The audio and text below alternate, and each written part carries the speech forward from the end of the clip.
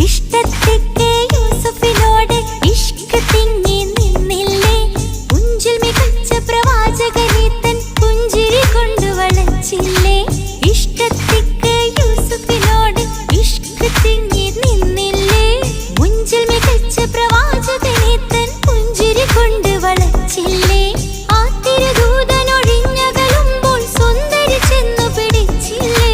പ്രേമിക്കാതെ പോകല്ലേ ഈ പ്രേമം വിട്ടുകളയല്ലേ അസ്രമുല്ല മണം